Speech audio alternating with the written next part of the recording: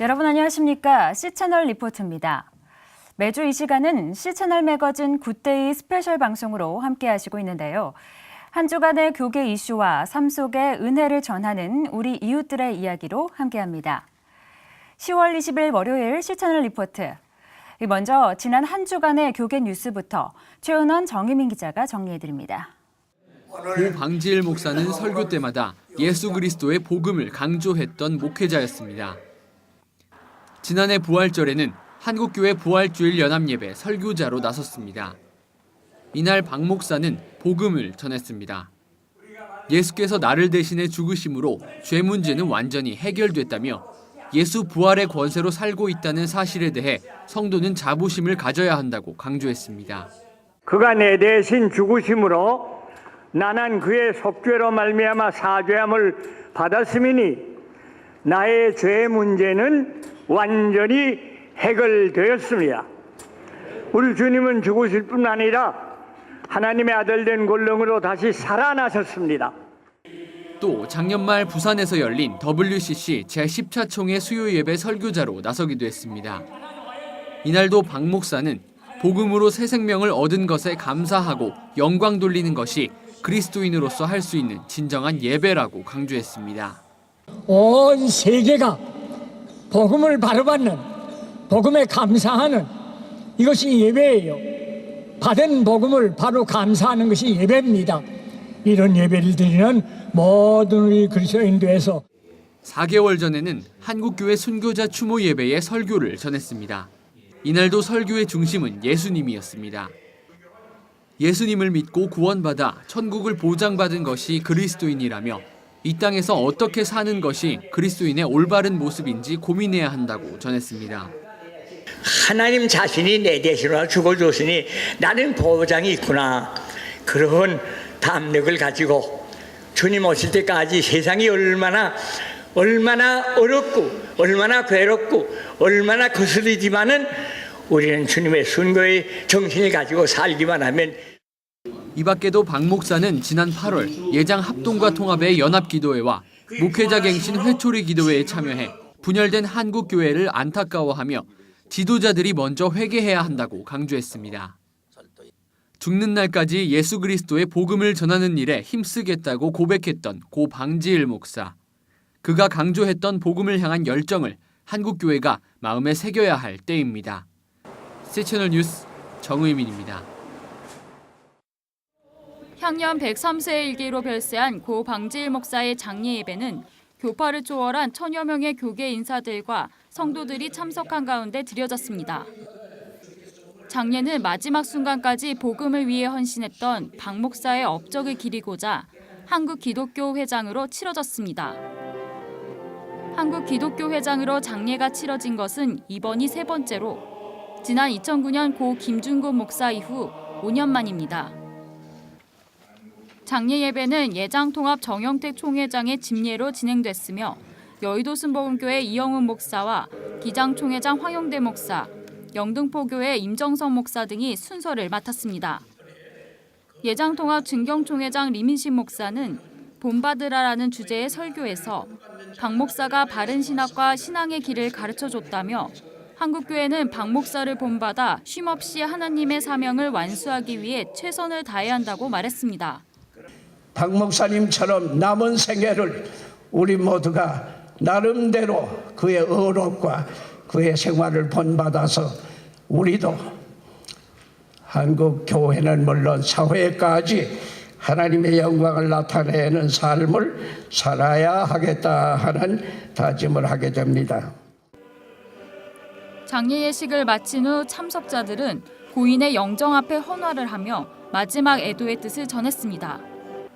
한편 장지인 춘천 선산으로 이동한 유족과 영등포교회 성도들은 하관 예배를 갖고 박 목사가 하나님 곁에서 안식을 이루길 기도했습니다. 예장통합 영등포 노회장 김상용 목사는 박 목사님은 복음을 위해 어디든지 가겠다고 항상 말씀하셨다며 우리 모두가 삶과 복음에 대한 목사님의 열정을 본받길 바란다고 전했습니다. C채널 뉴스 최은원입니다. 고 방지일 목사는 지난 1958년부터 월요 목회자 성경 공부 모임을 지속해왔습니다. 57년 동안 고인의 집과 가정집에서 진행된 성경 공부 모임에는 지금까지 3천 명이 넘는 목회자들이 거쳐갔습니다. 박 목사는 평소 후배 목회자들에게 성경 읽기를 권유할 만큼 말씀 위주의 목회를 강조한 것으로 알려졌습니다. 성경 공부 모임의 일원인 예수원교회 주영철 목사는 박 목사가 성경 구절 하나를 여러 번 읽고 묵상하며 설교를 준비해왔다며 박 목사의 생정 목회 철학을 전했습니다. 항상 예수님 중심으로 하셨어요. 예수님의 일생 가운데도 제일 중요한 십자가 중심의 복음을 증거하셨어요. 그래서 구약을 강의하실 때나 신약을 강의하실 때나 항상 예수님의 십자가 보혈 이것을 이제 강조하셨습니다. 한편 성경 모임에 참여하고 있는 20여 명의 목회자들은 고 방지일 목사가 안치된 빈소에서 추모 예배를 열고 박 목사와의 추억을 나눴습니다. 월요 목회자 성경 공부 모임에서 주관한 위로 예배는 애초 일정에는 없었지만 함께한 목회자와 성도들의 바람으로 매주 성경 공부 모임이 열리는 월요일 오전 11시에 맞춰 마련됐습니다. 추도 예배에서 설교 말씀을 전한 동진교회 양혜건 목사는 박 목사가 한국 기독교 역사에서 누구와도 견줄 수 없는 위대한 업적을 남겼다며 하늘나라에서 의의 면류관을 받으실 것이라고 전했습니다. 우리 방지일 목사는 사도 바울과 못지 않을 만큼 이 세상에 와서 주님을 위해서 고생도 많이 하시고 달려갈 길을 다 달리시고 선한 싸움을 다 싸우시고 믿음을 지켰기 까닭에 의의 면류관을 받으려 갔습니다. 교계의 크고 작은 행사에 노구를 이끌고 몸소 참여하며 영원한 현역 목회자임을 증거했던 고 방지일 목사. 박 목사의 성경 공부는 지난주 월요일이 마지막이 됐지만 남은 제자들은 박 목사가 걸어갔던 길을 따라갈 것을 다짐했습니다. C채널 뉴스 최은원입니다. 다음 소식입니다. 한국기독교교회협의회가 김영주 총무를 차기 총무 후보로 사실상 결정했다는 소식과 백석대학교 백석정신아카데미가 개최하는 7번째 개혁주의 생명신학 포럼 소식, 정희민, 유성원 기자가 차례로 보도합니다. 한국기독교교회협의회 총무후보 추천 인선위원회가 지난 13일 오전 김영주 목사를 차기 총무 단일 후보로 최종 확정했습니다. 이날 총무 인선위는 대한예수교 장로회 통합총회의 후보인 류태선 목사와 연임에 도전하는 김영주 현 총무를 놓고 무기명 비밀 투표를 실시한 결과 이같이 결정했다고 밝혔습니다. 김영주 후보는 종교개혁 500주년 준비와 평화통일운동, 한국교회 역사 정리 등을 추진하며 더 나은 모습으로 총무직에 임하고 싶다고 전했습니다. 이에 앞서 사회선교단체들의 연합인 기독교 사회선교연대회의는 기자회견을 열고 본인의 불출마 약속을 번복하며 신뢰를 깨트리고 교회의 공공성을 훼손하는 것은 세상 정치인과 다를 게 없다며 교회업의 총무 인선 과정에 대한 우려를 나타낸 바 있습니다. 김영주 목사는 2010년 총무직에 도전하면서 중임을 하지 않겠다는 뜻을 내비친 바 있습니다. 한편 총무후보 추천 인선위는 김영주 단독 후보를 오는 23일 열리는 실행위원회에 인준하게 되며 찬반 투표를 거쳐 김 후보가 과반이 넘는 찬성표를 얻게 되면 11월 24일 예정된 정기총회에서 인준을 받아 최종 선출이 확정됩니다. C채널 뉴스 정의민입니다. 한국교회는 그동안 교회와 교인 수 증가 등 눈에 띄는 양적 성장을 이뤘습니다. 하지만 세상의 빛과 소금의 사명은 온전하게 감당하지 못했다는 평가가 나오고 있습니다. 올해 발표된 한국교회의 신뢰도 하락이 그 결과를 보여주고 있습니다. 매년 개혁주의 생명신학 포럼을 개최해온 백석대학교 백석정신아카데미가 한국교회의 본질 회복을 위해 회개와 용서로 하나 되는 한국교회를 주제로 7번째 포럼을 진행했습니다. 대한예수교 장로회 백석총회장 장종현 목사는 주제 설교를 통해 교회가 복음의 참된 모습을 상실했기 때문에 철저한 회개와 자복, 용서하는 믿음으로 다시 회복되어야 한다고 강조했습니다. 성경에서 본 회개와 용서를 주제로 발표한 김명용 장신대 총장은 회개와 용서는 평화를 위한 길이라며 회개와 용서는 어렵지만 신속하게 해서 평화를 만들어야 한다고 말했습니다. 교회와 그리스도인들은 민족이나 국가의 회개와 용서에 주도적으로 깊이 개입해야 하고 영향을 미쳐야 됩니다. 그것이 세상의 화해와 평화를 위해 가야 할 교회와 그리스도인의 길입니다. 세해된 교회 소강성 목사는 한국교회가 동로마 제국처럼 복음의 본질을 잃어버리고 연합하지 못해 한국교회의 침체를 불러왔다며 앞으로 개교회주의와 교단 우월주의 등을 없애고 화해와 연합운동을 시작해야 한다고 주장했습니다. 다시 한번 복음의 본질을 우리가 붙잡고 차디찬 그 바닥에 무릎을 꿇고 눈물로 기도하던 신앙의 초심, 순결성, 이것을 복음의 본질을 회복해야만 되거든요. 그럴 때 한국교회는 다시 복음의 본질 안에 하나가 될 수 있다고 확신합니다. 최갑종 백석대 총장은 개혁주의 생명신학은 가장 성경적인 신학체계인 개혁주의 신학을 실천하는 신앙운동이라며 예수님의 생명과 성령의 의존에 용서하는 것이 바로 개혁주의 생명신학이 추구하는 것이라고 전했습니다. C채널 뉴스 유성훈입니다. 그 밖에 간추린 뉴스 유성훈 정혜민 기자입니다. 제7회 개혁주의 생명신학 포럼이 회개와 용서로 하나 되는 한국교회를 주제로 백석아트홀에서 열렸습니다. 개회 예배에서는 예장백석 장종현 총회장이 설교를 통해 회개와 용서는 연합을 이루어낸다고 강조했습니다. 이어서 김명용 장신대 총장과 소강석 세해된 교회 목사, 최갑종 백석대 총장 등이 회개와 용서를 주제로 발표했습니다. 총신대 재단 이사회가 지난 10일 예장 합동총회의 결의에 따라 정관 개정 동의서를 작성했다고 밝혔습니다. 한편 예장 합동은 지난 제99회 정기총회에서 70세 정년제와 재단 이사회 임기에 대해 오는 10일까지 모든 재단 이사가 정관 개정 동의서를 제출하고 30일까지 총신대 규정을 개정한 후 서면으로 총회에 보고할 것을 결의한 바 있습니다. 통일부가 지난 14일 기독단체인 조국평화통일협의회 관계자들의 방북을 승인한다고 밝혔습니다. 이에 따라 조국평화통일협의회는 15일부터 나흘간 북한에 머무르며 16일에는 평양 봉수교회에서 남북 공동기도회를 개최할 예정입니다. 포항중앙교회가 교회 창립 67주년을 맞아 서임중 담임 목사를 원로 목사로 추대했습니다. 서임중 목사는 35년간의 목회 생활을 인도해 주신 하나님께 감사드린다며 소감을 밝혔습니다. 포항중앙교회 차기 담임 목사로는 손병렬 목사가 위임했습니다. 이번 순서는 그리스도의 향기를 삶으로 전하는 분들, 그런 우리의 이웃들을 만나는 시간입니다. 지난 10월 4일로 개원 12주년을 맞은 다일 천사병원, 그동안의 이야기를 만나봅니다. 작은 사랑의 정성으로 시작된 다일 천사병원. 올해로 12년이 되었습니다. 병원을 세우는 것 자체가 무모하다던 그곳. 그곳에 다일 천사병원을 세운 최일도 목사는 병원이 세워진 것도 그리고 지금까지 운영되어 온 것도 모두 주님의 은혜요, 기적임을 고백합니다.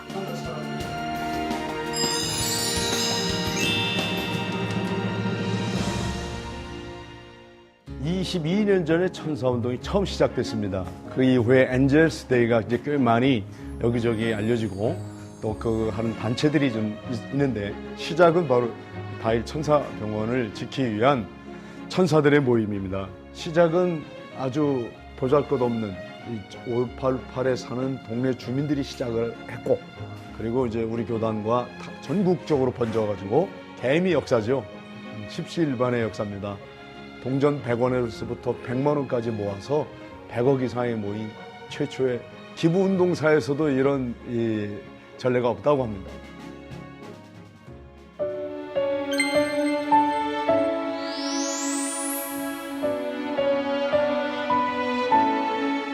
정말 얼굴 없는 천사입니다. 3년 전 두 모녀가 이곳에 찾아와서 2천만 원을 놓고 가신 거예요. 그 2천만 원은 무려 만 10년 동안 근검절에 아끼고 모은 적금을 깨는 날입니다. 적금을 은행에서 타는 날, 은행에서 곧바로 오신 거예요. 이제 그분 자신이 또 20년 이상 신장 투석을 한 분이에요. 그래서 자신처럼 신장 투석을 해야만 사는 사람들에게 희망과 용기를 주려고 이제는 위로받기보다는 위로하고 사랑받기보다는 사랑하겠다고 오늘 이 자리에 오신 겁니다. 심장병을 앓고 있던 아이가 캄보디아 소년이에요. 르니, 그 아이를 살리는데 3천만 원 들어갔고, 또 캄보디아의 척추 측만증으로 허리가 휜 아이 3차에 걸쳐 수술했어요. 8천만 원이 들었어요. 두 아이 살리는데 1억 1천만 원이 들었는데 그 두 아이 살리는데 밑거름이 바로 오늘 평생 천사 회원 대신 두 분의 모녀, 이분들의 헌금으로 이루어진 겁니다.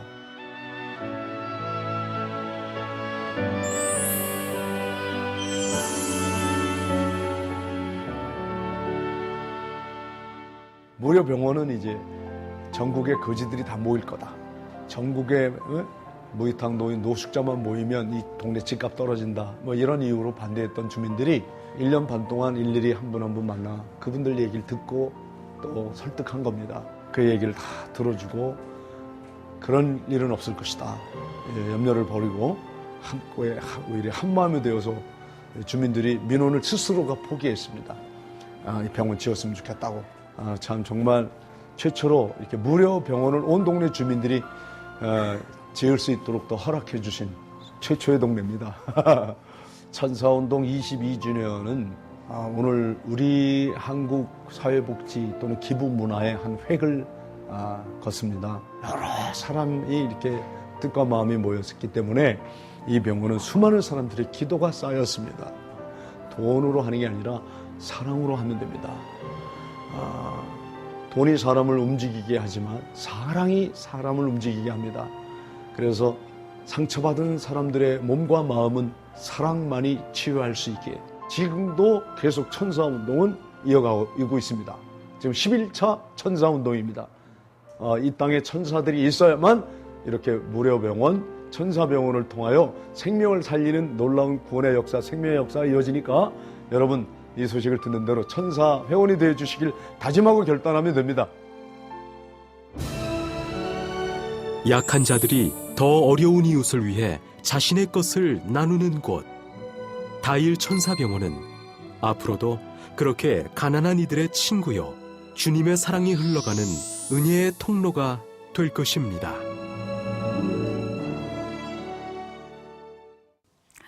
다일 천사병원이 지금까지 계속 이어질 수 있었던 건 조금 전 만나본 그런 천사들의 아름다운 나눔 때문이었다고 그렇게 말씀을 하셨는데요. 나눔에는 미래 시제가 없다고 하죠. 언젠가 나눌 수 있을 때가 아니라 바로 지금 내가 할 수 있는 것부터 실천하는 것이 진정한 나눔이라는 것 다시 한번 생각해 봅니다. 이번에 만나볼 분도 그런 삶을 실천하고 있는 분입니다. 심야 약국을 운영하는 김유곤 약사인데요. 지금부터 만나보시죠. 한결같은 마음으로 같은 자리를 지켜온 바른손 약국. 그 세월이 벌써 20년이 훌쩍 넘었습니다. 24시간 불이 꺼지지 않는 약국을 운영하는 김유곤 약사는 이 동네에서 사람 좋기로 유명합니다.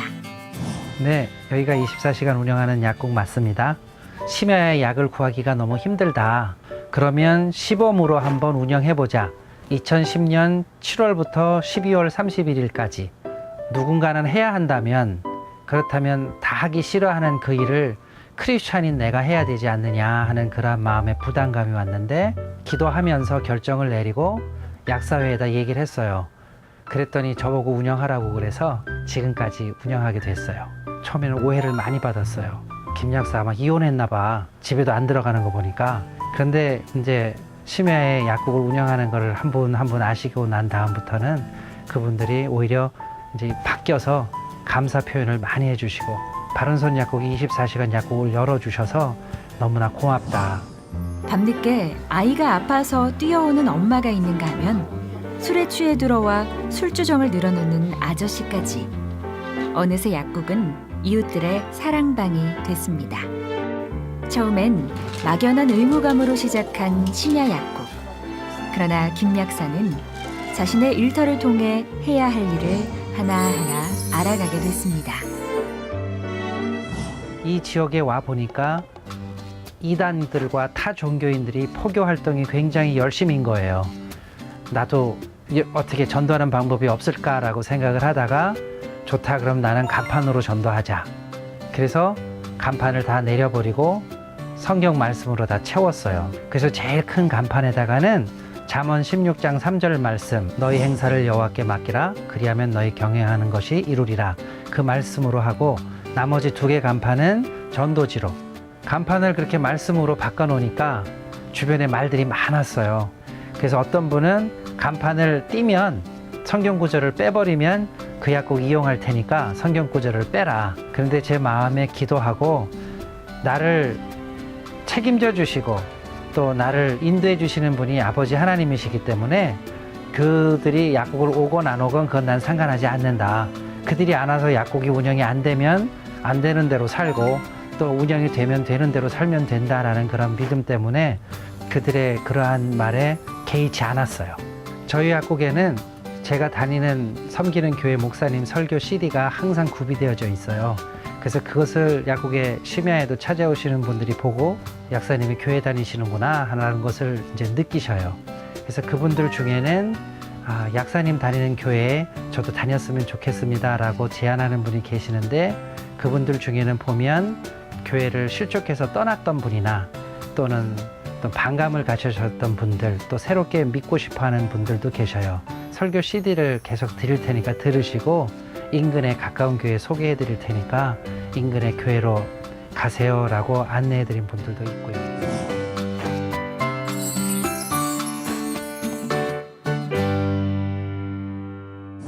야고보서를 읽으면서 믿음이 행함으로 나타나는 그 구절에 대해서 막 깊이 묵상하고 난 다음에 오래전 얘기지만 이러한 일을 나 혼자 하는 것보다는 여럿이 동참하는 게 낫겠다라는 그런 생각을 항상 하고 있었어요. 목사님이 운영하는 그런 공동체에서 생산하는 유자차를 매년 가져와요. 그러면 온 동네 사람들이 다 그것을 구매하고 수익금으로 동네에 이제 어려운 교회도 돕고 이런 일을 저 혼자 할 수 있지만 모두가 동참할 수 있는 그러한 가교 역할을 크리스찬이 해야 한다라는 생각 때문에 약국에는 하나 도움되지 않는 일이지만 일부러 행해요. 우리는 어려운 사람을 내가 힘이 있을 때 약한 사람을 돕는다 생각하지만 전 그렇게 생각하지 않거든요. 그래서 그분들 나름대로 표현하는 거를 감사하게 받으면서 사랑은 서로 전하고 받고 하는 거다. 그래서 흐르는 거다라는 걸 더 느끼는 계기가 됐고요.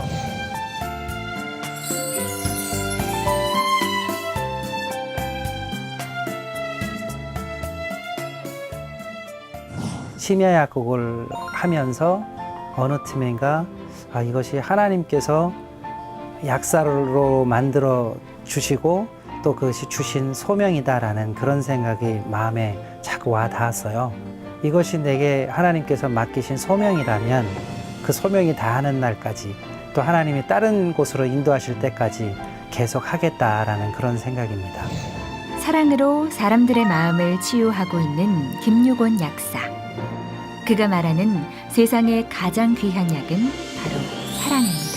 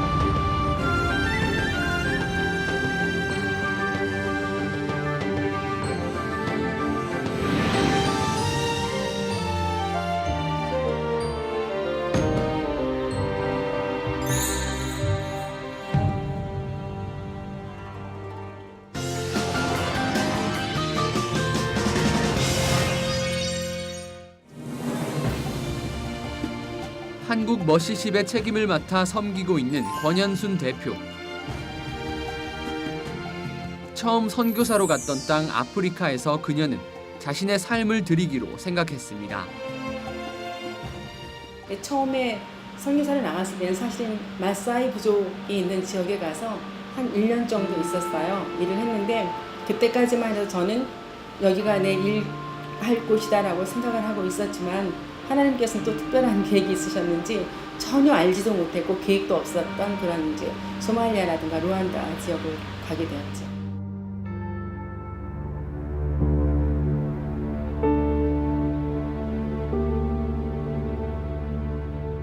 선교사였지만 살아가는 환경이 그러하듯이 그녀가 해야 하는 일은 구호 사역이 대부분이었습니다.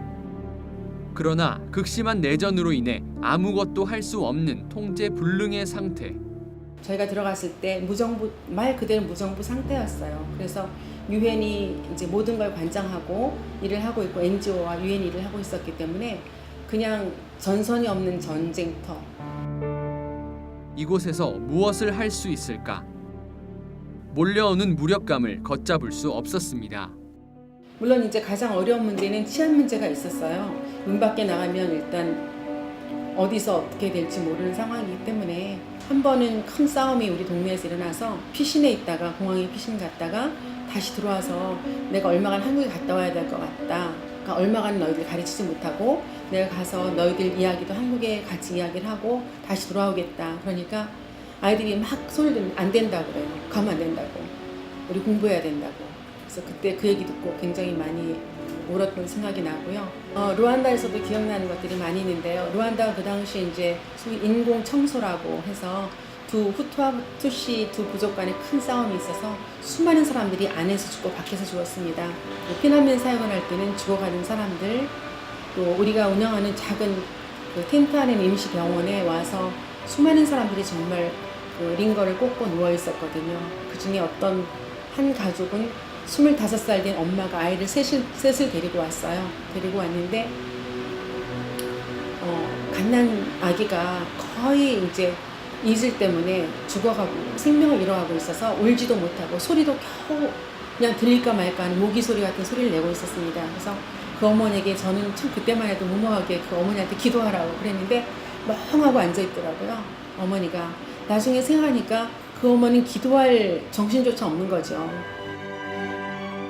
한치 앞을 내다볼 수 없는 위험한 환경, 그리고 자신과의 싸움. 어떻게 하면 좋겠냐고 하나님께 부르짖기도 여러 번이었습니다. 그러다 만나게 된 것이 바로 머시십이었습니다. 제 한국말 시십에 저의 전임자이신 목사님이 계셨습니다. 임종표 선교사님이시라고. 그분이 이제 제가 케냐와 아프리카에서 일할 때 저희 리더이셨어요. 근데 그 목사님께서 이 멀시십을, 한국 멀시십을 이제 설립하는 일을 맡으셨다고 하셨고, 저에게 한번 좀 만나자고 그러시면서 이 설립하는 걸 좀 도왔으면 좋겠다고 말씀하셨죠. 한국으로 돌아온 후 10여 년이 지난 지금까지 변함없이 이 자리를 지켜온 권현순 대표. 그녀의 꿈은 단순하고 소박합니다. 제가 뭐 큰 꿈을 꾸지는 않아요. 주님이 지금 맡겨주신 일이 멀시십이라는 곳에서 지금 하는 일이기 때문에 하나님 눈에 벗어나지 않게 살았으면 좋겠다는 생각이 많이 들고요. 이제 언젠가는 저도 또 이 자리를 놓고 또 이제 돌아갈 텐데, 그러면 그때는 교회 안에서 그냥 기도하는 자로 남아 있을 것 같아요. 뭐 기도를 그렇다고 굉장히 많이 하는 사람은 아니지만 이제 나이가 되어가면 겉으로 드러나고 나서서 하는 일보다는 조금 기도하는 사람으로 있으면서 저의 진짜 소원은 집에서, 조촐한 집에서 우리 좋은 자매들과 교제를 나누고 차를 마시고 교제를 나누고 함께 기도하고 그러고 싶어요, 지금도. 가끔 누가 추천해주는 책이나 영화가 내 마음에 쏙 들 때가 있죠. 저희가 추천해드리는 내용도 여러분에게 그런 만족감이 있었으면 좋겠다는 생각이 드는데요. 젊은 작가의 시선으로 본 베들레헴의 모습, 베들레헴은 지금과 이찬수, 유기성 목사의 신간 소식, 문화산책에서 만나보겠습니다. 베들레헴 하면 여러분은 무엇을 떠올리시나요? 메시아가 태어난 땅, 양떼가 풀을 뜯는 한가로운 풍경이 그려지는 그곳은 지금 서한 지구에 속한 팔레스타인 땅입니다. 하지만 이스라엘의 점령하에 놓인 곳이기도 하죠. 이스라엘 팔레스타인 분쟁의 중심지이기도 한 이곳 베들레헴을 어느 평범한 대학생이 찾았습니다. 제가 베들레헴에서 공부한다 하니까 다들 이스라엘 가냐고 물어보더라고요. 근데 사실 지리적으로 베들레헴은 팔레스타인의 22%에 속하는 서한 지구에 속한 영토고요. 또 팔레스타인 자치정부 하에 있어요. 근데 1967년부터 이스라엘 군사점령에 있어서 사람들의 통행이 자유롭지 못하고 검문소를 지나야 하고 또 이스라엘 군인들이 들어와서 사람들을 연행해 가기도 해요. 그래서 굉장히 평화로운 상황은 아닙니다. 경적을 울리는 자동차와 대형 광고판, 히잡을 쓴 여성들이 공존하는 거리. 어린이들이 이스라엘 군인을 향해 일상적으로 돌을 던지고 어떤 학교는 교문 바깥에서 총을 들고 서 있는 곳. 베들레헴은 지금의 저자 양기선은 그곳에서 6개월간 교환학생으로 생활하며 자신이 바라본 베들레헴 사람들의 삶을 르포 에세이 형식으로 책에 담았습니다. 먼저 책을 쓰기로 다짐한 계기가 처음 분리장벽에 다녀와서였거든요. 이 장벽에 의해서 팔레스타인 마을이 토막나기도 하고 또 그쪽 주변에 이스라엘 군인에게 돌을 던지는 게 그 일상이 된 아이들을 보면서 정말 가슴이 아프고 너무 심란했었어요. 그래서 이런 아이들이 자라서 팔레스타인 사회의 동력이 됐을 때 이 두 민족 간의 연합이 가능해질까 하는 걱정도 정말 많이 들었고요. 그래서 또 한국 사람들이 이 사태를 잘 모르는 것 같아서 이걸 나누고 싶다, 이걸 알리고 싶다 해서 이 책을 쓰기로 결심했습니다. 무엇보다 이 책은 기독교인이 2.8 분쟁을 어떻게 바라보아야 할까에 대한 고민이 담겨 있습니다. 그래서 저자는 어떻게 하면 예수 그리스도의 사역을 통해 구약의 약속을 신약적 맥락으로 끌어안으면서 두 민족 간의 용서, 평화와 비롯한 일들을 이뤄낼 수 있을지 함께 고민했으면 좋겠다고 말합니다. 제 책의 핵심 단어는 아마 공의라고 요약될 수 있는 것 같은데요. 정말 구약의 핵심 주제도 공의였고 하나님도 공의의 하나님이시고 나그네를 사랑하라는 그런 구약의 말씀도 있잖아요. 그래서 오늘날 이 상황을 공의의 관점에서 바라봐 줬으면 하는 바람으로 책을 기획했고요. 또 이스라엘 팔레스타인 분쟁에 관해서 정말 건전한 토론이 확산되고 어떻게 바라봐야 될까 하는 고민이 더 많아졌으면 하는 바람을 가지고 책을 기획했습니다. 어쩌면 2.8 분쟁은 먼 나라의 일이 아닐지도 모릅니다. 그들의 일상을 가장 가까운 곳에서 지켜보며 그가 내린 결론은 과연 무엇이었을까요? 오늘날 세상을 살아가기가 참 고단하다고 생각하시는 분들 많으시죠? 특히 영적으로 순결을 지키기가 어렵고 마음의 평안을 유지하기란 더 어려운 기독교인들에게는 더욱 그러할 텐데요. 그런 기독교인들에게 응원과 위로를 주는 이찬수 목사의 오늘을 견뎌라가 출간됐습니다. 오늘을 견뎌라는 요한계시록이 어렵거나 무서운 책이라는 편견을 가진 성도들에게 오히려 그것이 어렵고 힘든 마지막 때를 살아가는 우리에게 하나님이 주시는 인생 가이드북이라는 사실을 전하며 그 안에 담긴 하나님의 위로와 격려의 메시지를 전해줍니다.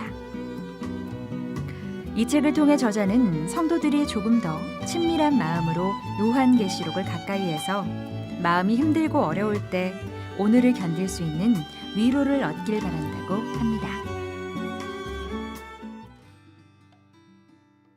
잘한다라는 칭찬은 누구나 듣고 싶어하는 달콤한 말이죠.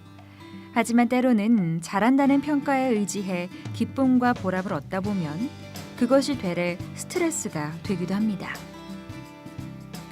예수를 깊이 생각하라는 안식년을 마치고 다시 담임 목사의 자리에 서게 된 유기성 목사가 목회에 성공했다는 평가를 받고자 하는 욕심을 버리고 오직 주님과 연합하는 삶의 기쁨을 누리게 된 이야기를 담고 있습니다.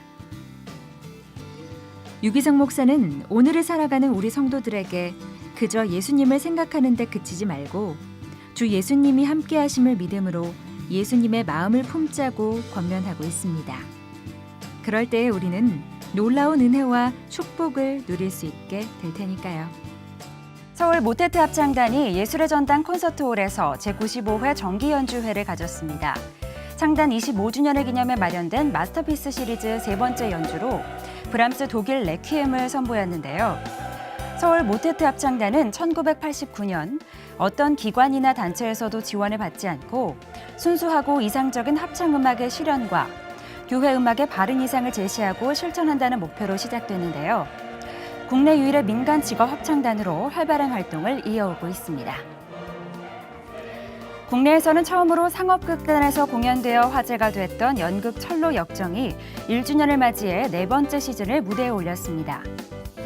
꿈의 형식을 빌려 영원한 목표를 찾아가는 순례자의 여정을 담은 존 비니언의 베스트셀러를 원작으로 한 철로 역정은 복음적인 시선으로 내용을 구성해 크리스천들과 일반 관객들 모두에게 공감대를 형성하고 있는데요. 오는 12월까지 서울 북촌 아트홀에서 계속된다고 합니다. 제2회 청년제의 캘리그라피 말씀 깃발전이 오는 10월 24일부터 11월 28일까지 장신대 캠퍼스 전역에서 열립니다.